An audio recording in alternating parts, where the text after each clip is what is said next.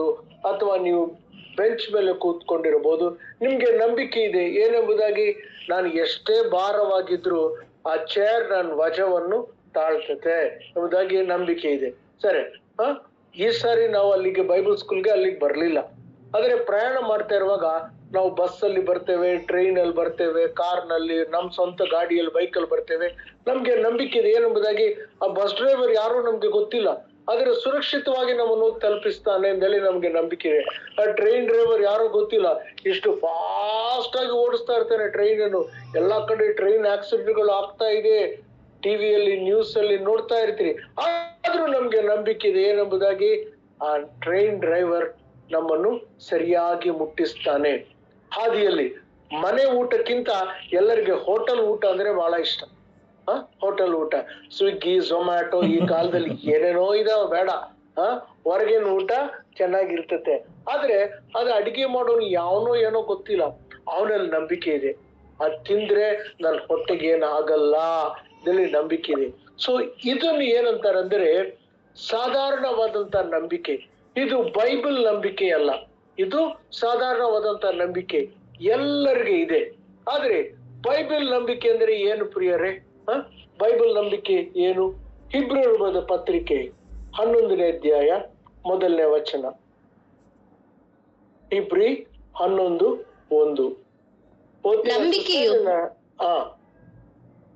ನಂಬಿಕೆಯು ನಾವು ನಿರೀಕ್ಷಿಸುವವುಗಳ ವಿಷಯವಾಗಿ ಭರವಸೆದಿಂದಿರುವುದು, ಕಣ್ಣಿಗೆ ಕಾಣದವುಗಳ ನಿಜವೆಂದು ತಿಳಿದುಕೊಳ್ಳುವುದು ಆಗಿದೆ. ಆಮೇಲೆ ಮತ್ತೊಮ್ಮೆ ಓದ್ರಿ. ನಂಬಿಕೆಯು ನಾವು ನಿರೀಕ್ಷಿಸುವವುಗಳ ವಿಷಯವಾಗಿ ಭರವಸೆದಿಂದಿರುವುದು, ಕಣ್ಣಿಗೆ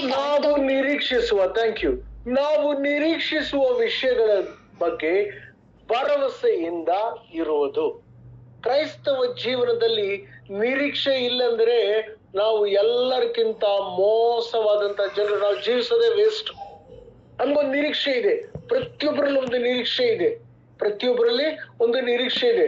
ಲೋಕದ ಜನರಿಗೆ ಕೂಡ ನಿರೀಕ್ಷೆ ಇದೆ. ಯಾರೋ ಒಬ್ರು ಮಾತು ಕೊಟ್ರು, ಅಚ್ಚಾದಿ ನಾಯಕ ಅಂದೇಳಿ, ಯಾವಾಗ ಬಂದೈತೋ ಏನೋ ಗೊತ್ತಿಲ್ಲ, ಆದ್ರೆ ಅವ್ರಿನ್ನೂ ನಂಬ್ತಾ ಇದ್ದಾರೆ, ಭರವಸೆಯಿಂದ ಇದ್ದಾರೆ.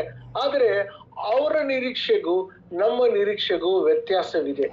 ಏನಂದ್ರೆ ಪ್ರಿಯರೇ, ಗಮನ ಕೊಟ್ಟು ಕೇಳಿರಿ. ನಂಬಿಕೆ ಅಂದರೆ ನಿರೀಕ್ಷಿಸುವ ವಿಷಯಗಳ ಬಗ್ಗೆ ಭರವಸೆಯಿಂದ ಇರ್ತದೆ. ಇವತ್ತು ನೀವು ಏನೇನು ಸಂಗತಿಗಳನ್ನು ನಿರೀಕ್ಷಿಸ್ತಾ ಇದ್ರು, ನಿಮ್ಮಲ್ಲಿ ಒಂದು ಭರವಸೆಯನ್ನು ಹುಟ್ಟಿಸ್ತಾ ಇದ್ದಾನೆ ಪವಿತ್ರ ಆತ್ಮನು, ಒಂದು ಭರವಸೆಯನ್ನು ಹುಟ್ಟಿಸ್ತಾ ಇದ್ದಾನೆ. ಕೆಲವು ಸಾರಿ ಪರಿಸ್ಥಿತಿಗಳನ್ನು ನೋಡಿದಾಗ ನಿರೀಕ್ಷೆಯೇ ಇರುವುದಿಲ್ಲ. ಅದಕ್ಕೆ ಇದೇ ವಾಕ್ಯದಲ್ಲಿ ಏನ್ ಮುಂದೆ ಬರ್ತಿದೆ ನೋಡ್ರಿ, ಮತ್ತೆ ಓದ್ರಿ ಸಿಸ್ಟರ್ ಆ 2ನೇ ಭಾಗ. ನಮ್ಮ ಪೂರ್ವಿಕರು ನಂಬಿಕೆಯುಳ್ಳವರಾಗಿ, ಅದೇ ಭಾಗವನ್ನು, ಅದೇ ವಚನದ 2ನೇ ಭಾಗ.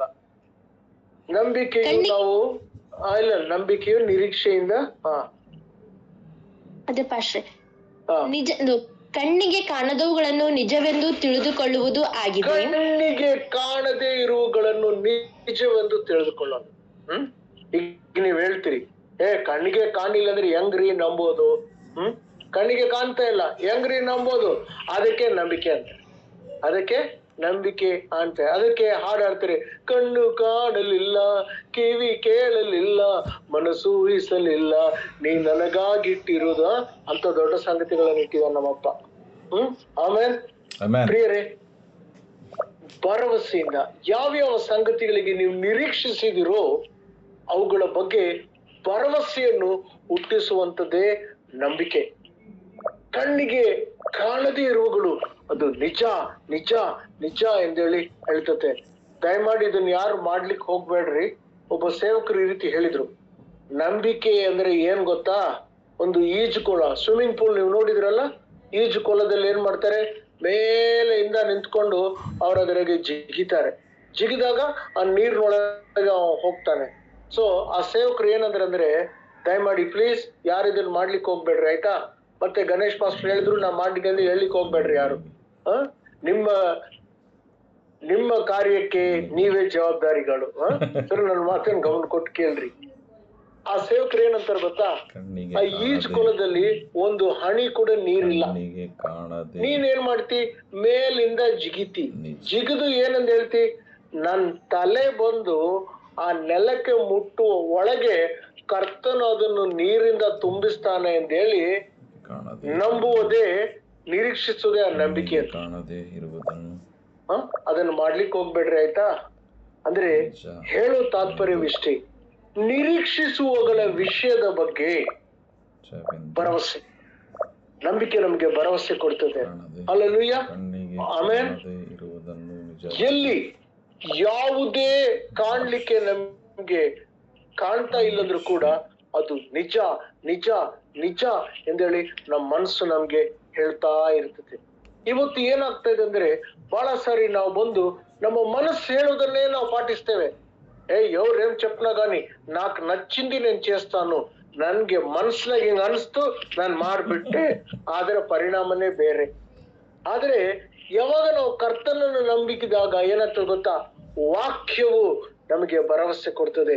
ವಾಕ್ಯವು ಕಾಣದೇ ಇರುವಗಳು ನಿಜ ನಿಜ ನಿಜ ಎಂದೇಳಿ ನಮ್ಗೆ ತಿಳಿಸ್ತದೆ. ಆಮೇಲೆ ಪೌಲನು ತಿಮೋತಿಗೆ ಬರೆದ ಮೊದಲನೇ ಪತ್ರಿಕೆ 6ನೇ ಅಧ್ಯಾಯ, ತಿಮೋತಿಗೆ ಬರೆದ ಮೊದಲನೇ ಪತ್ರಿಕೆ 6ನೇ ಅಧ್ಯಾಯ, ಅದರಲ್ಲಿ 10ನೇ ವಚನವನ್ನು ನಾವು ಓದಿಕೊಳ್ಳೋಣವ. ಹಣದಾಸೆಯು ಸಕಲ ವಿಧವಾದ ಕೆಟ್ಟತನಕ್ಕೆ ಮೂಲವಾಗಿದೆ. ಹಣದ ಆಸೆಯು ಎಲ್ಲಾ ತರದ ಕೆಟ್ಟತನಕ್ಕೆ ಮೂಲವಾಗಿದೆ. ಅನೇಕರು ಓದ್ರಿಮ್ಮ.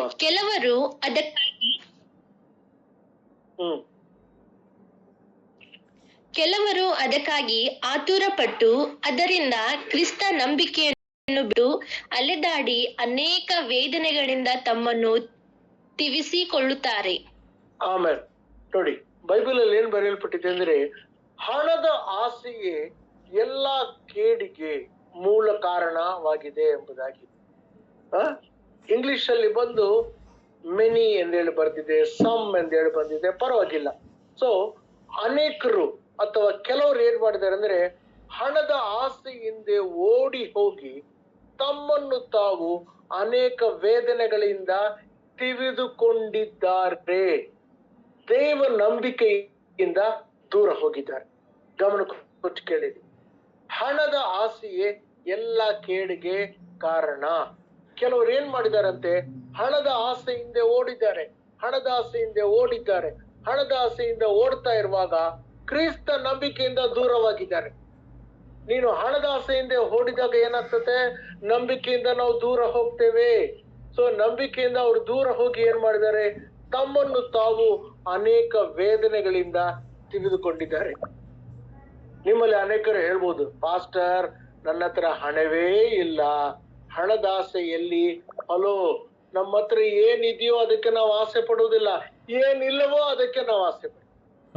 ಇದ್ದಿದ್ದಕ್ಕೆ ನಾವು ಸ್ತೋತ್ರ ಹೇಳಲ್ಲ, ಇಲ್ದಿದ್ದ ಬಗ್ಗೆನೆ ಚೆನ್ನಾಗಿರ್ತೇವೆ. ಅಲ್ಲಯ್ಯ, ಒಂದ್ಸಾರಿ ಒಂದು ಟೀಚರ್ ಬಂದು ಕ್ಲಾಸ್ ನಡೆಸ್ತಾ ಇದ್ರಂತೆ. ಕ್ಲಾಸ್ ನಡೀತಾ ಇರುವಾಗ ಟೀಚರ್ ಬಂದು ಈ ಮಗ್ಗಿ ಇರ್ತಾವಲ್ಲ, ಮಗ್ಗಿ 1ನೇ ಮಗ್ಗಿ 2ನೇ ಮಗ್ಗಿ ಅದನ್ನೆಲ್ಲ ಹೇಳಿದ್ರಂತೆ.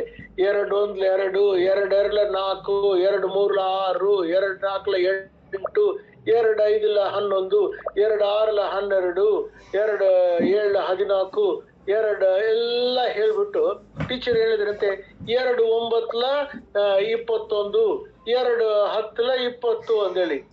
ಎಲ್ಲ ಮಕ್ಕಳು ಬಂದು ಟೀಚರ್ ನೀವು ಬಂದು 2 9 21 ಬರ್ದಿರಿ, ಅದು ತಪ್ಪು ಅದು ತಪ್ಪು ಅದು ತಪ್ಪು ಅಂತ ಹೇಳಿದಂತೆ. ಟೀಚರ್ ಹೇಳಿದ್ರಂತೆ, ನನ್ಗೆ ಗೊತ್ತು ಅದು ತಪ್ಪು ಅಂತೇಳಿ. ನಾನು ಮೊದಲು 8 ಮಗ್ಗಿಗಳನ್ನು ಕರೆಕ್ಟ್ ಬರ್ತೀನಿ, ನಿಮ್ಮಲ್ಲಿ ಒಬ್ಬರಾದ್ರೂ ಅದು ಸರಿ ಐತಂತ ಹೇಳಿಲ್ಲ, ಆದ್ರೆ ಒಂದು ತಪ್ಪು ಕಂಡ್ರೆ ಸಾಕು ಅದನ್ನೇ ನೀವು ಹಿಡಿತೀರಲ್ಲ. ಜೀವನ ಹಂಗೆ ಇರ್ತದೆ.